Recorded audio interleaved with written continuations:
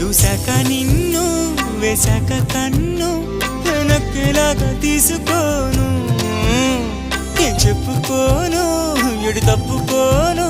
నువ్వద్దన్నా నేనొప్పుకోను నువ్వేసే గవ్వలాటలు మెలేసే గళ్ళబాటలు నీదాకా నన్ను రప్పించింది నువ్వేలేవమ్మా నిజంగా నెగ్గడం అంటే ఇష్టంగా ఓడడం